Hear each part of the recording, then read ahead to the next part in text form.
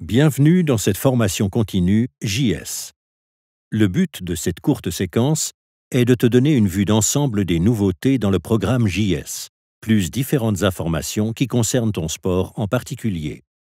Tous ces thèmes vont faire l'objet d'un bref survol. Note tes questions. Les chefs de cours y répondront volontiers durant le module.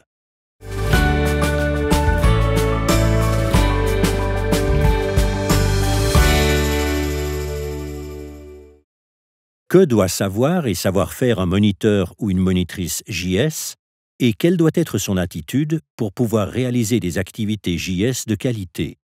Ta tâche principale en tant que moniteur ou monitrice JS consiste à transmettre ton sport. Cela signifie entretenir un climat propice à l'apprentissage et respectueux des participants, bien structurer ton enseignement et fixer des objectifs d'apprentissage adéquats, conduire le groupe efficacement et garantir une sécurité maximale. Proposer des exercices attrayants, donner des feedbacks efficaces pour l'apprentissage et permettre aux enfants et aux jeunes de vivre des expériences gratifiantes. Le jeu de cartes sur le thème des MP comporte des recommandations concrètes pour mettre en œuvre ces principes. En suivant ces recommandations, tu contribueras largement à la réalisation d'activités JS de qualité. Des activités JS de qualité, transmettre, est le thème des MP des années 2019-2020 pour les 3 groupes cibles: sport des jeunes, sport des enfants et coach JS. Bien entendu, malgré ce thème commun, les modules de perfectionnement sont conçus différemment pour chaque groupe cible car certains domaines de transmettre ont plus ou moins d'importance selon le groupe. L'accent de la formation continue en dépendra.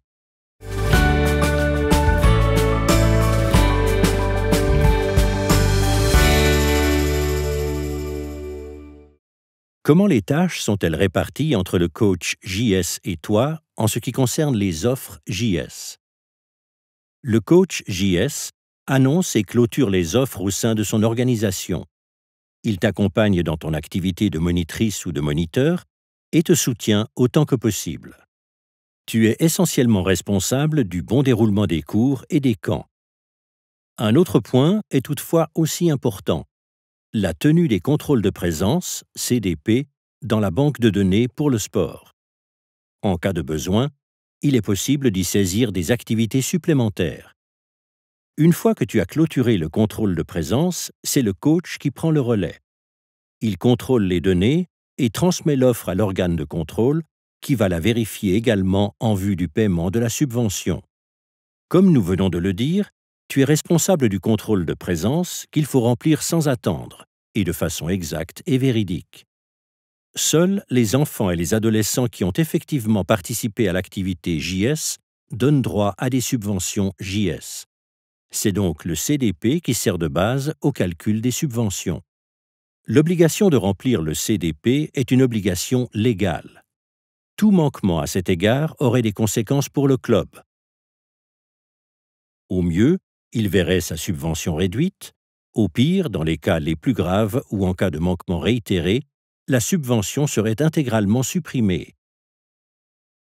En cas de manipulation des CDP pour obtenir plus de subventions, la sanction peut aller jusqu'à l'exclusion du programme JS. En outre, en cas de violation grave des prescriptions, le coach et le moniteur ou la monitrice peuvent se voir retirer leur reconnaissance JS. Un CDP honnête et précis est un rouage essentiel dans le système JS. Il est indispensable à son bon fonctionnement. Les manquements graves ont des conséquences plus lourdes que les petites erreurs administratives. Merci de remplir le CDP consciencieusement. Les visites sur le lieu des activités JS sont un outil qui sert à développer la qualité et à évaluer les activités. Chaque année, 800 visites de ce type sont effectuées. Des experts et expertes JS triés sur le volet assistent à des activités JS dans leur canton. Ils les évaluent sur place au moyen d'un formulaire d'observation. D'une part, cette évaluation a pour but de donner aux moniteurs et aux monitrices un feedback qui valorise leur travail et constitue un soutien pour eux en tant que bénévoles, afin qu'ils puissent progresser sur le plan pratique. D'autre part, le formulaire rempli est remis à l'OFSPO, qui s'en servira pour optimiser la formation de base et la formation continue JS.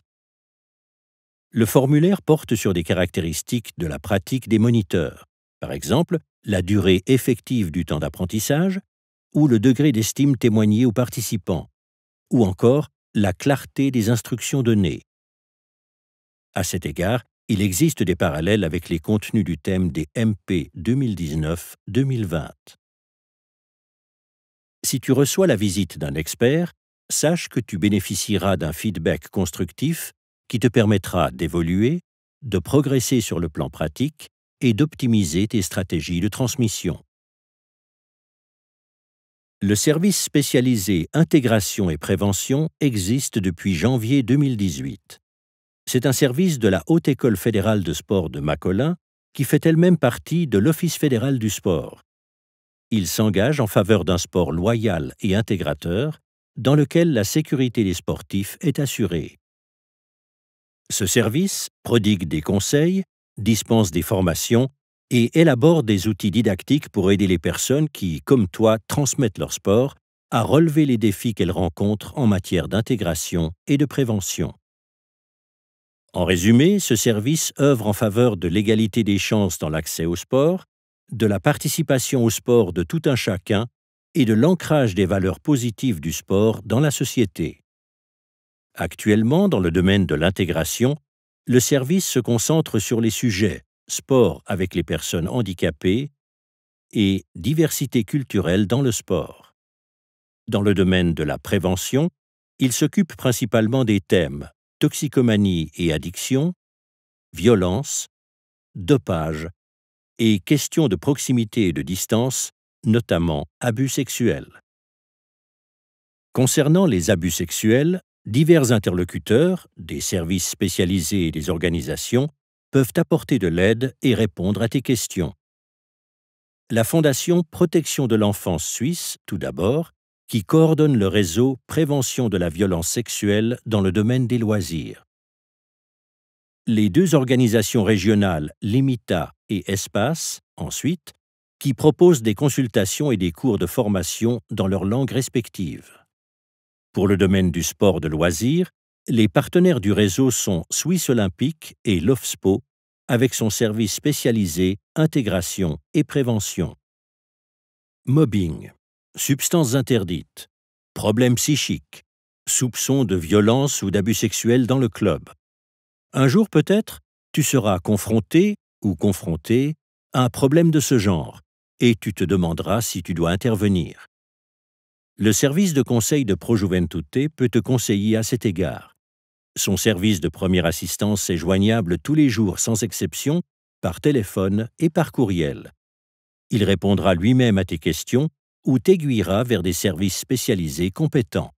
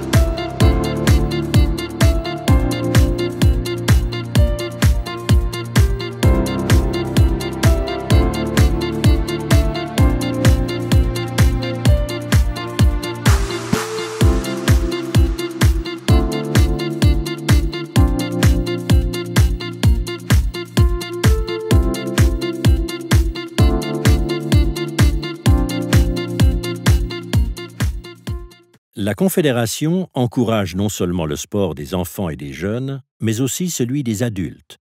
Le programme d'encouragement destiné aux plus de 20 ans s'appelle ESA. Si tu animes déjà ou aimerais animer des activités sportives destinées aux adultes, la formation de moniteur ou de monitrice ESA est faite pour toi. En tant que moniteur JS, tu peux suivre le cours d'introduction pour moniteur ESA, une formation abrégée qui dure 2 jours seulement. Ce cours te permettra de te familiariser avec le groupe cible des adultes et d'approfondir tes connaissances didactiques. En outre, tu pourras accéder aux nombreuses formations et formations continues proposées par les organisations partenaires d'ESA. Il y en a pour tous les goûts: randonnée pédestre, cours de fitness, yoga, gymnastique, etc., à des prix souvent très intéressants. Le certificat de moniteur ou de monitrice ESA sera pour toi un bon atout. En étant officiellement associé à ce programme fédéral d'encouragement du sport, tu pourras proposer tes propres cours pour adultes, ce qui est intéressant si tu souhaites par exemple te mettre à ton compte. Et bien sûr, en tant que moniteur ou monitrice ESA, tu pourras, comme tu le fais déjà chez JS, donner durablement le goût de l'activité physique aux personnes que tu encadreras. Qui coordonne l'utilisation des salles de sport dans une commune? Qui s'occupe du sport scolaire facultatif? Qui est l'interlocuteur des clubs et de la population? Dans l'idéal, c'est le coordinateur de sport. Malheureusement, les communes sont encore loin d'en avoir toutes un. Le rôle de cette personne? S'occuper de tout ce qui a trait au sport et à l'activité physique à l'échelon communal. Créer les meilleures conditions possibles pour y favoriser la pratique du sport.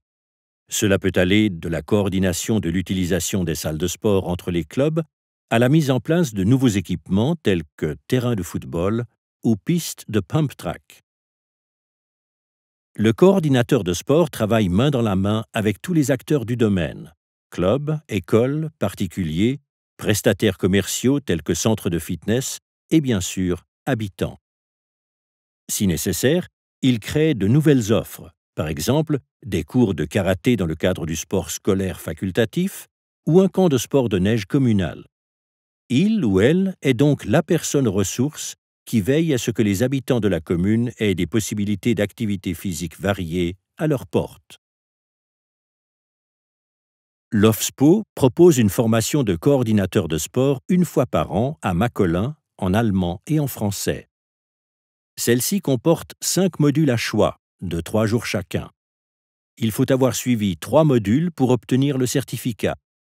Tu trouveras des informations complémentaires sur le site Internet. Cool and Clean est le programme de prévention qui s'engage en faveur d'un sport sain et loyal. Le site web, optimisé pour les terminaux mobiles, et l'appli Cool and Clean permettent de trouver en un clin d'œil tout ce qu'il faut savoir sur la prévention du tabagisme et de l'alcoolisme et proposent des formes de jeu qui sensibilisent à un mode de vie adéquat selon le sport choisi. On peut aussi y lire les mésaventures de sportifs qui ont consommé des stupéfiants, des histoires qui donnent à réfléchir et invitent à maîtriser sa consommation. Tu y trouveras en outre des conseils quant au thème à aborder avec ton groupe. Une étude réalisée par des spécialistes de la médecine du sport montre que, dans bien des cas, renoncer complètement au sport en cas de maladie, de blessure ou de handicap temporaire est le contraire de ce qu'il faudrait faire, selon les connaissances médicales actuelles. C'est la raison pour laquelle Active Dispense propose un outil en ligne interactif en 5 langues qui présente toute une série d'exercices mobilisant les parties du corps qui ne sont pas atteintes, un formulaire de dispense pour l'éducation physique, un poster avec des descriptions d'exercices simples, une appli qui reprend tous les exercices avec des vidéos. Active Dispense permet aux sportifs partiellement dispensés de sport de participer tout de même activement aux cours avec des activités adaptées. Tu trouveras certainement, toi aussi, un exercice adéquat pour un enfant ou un jeune de ton cours ou de ton camp qui bénéficie d'une dispense partielle. Tu participes à un cours ou un camp JS? Mentionne @Jugend und Sport dans tes posts sur Facebook, Instagram et Twitter. #JS Nous sommes de la partie.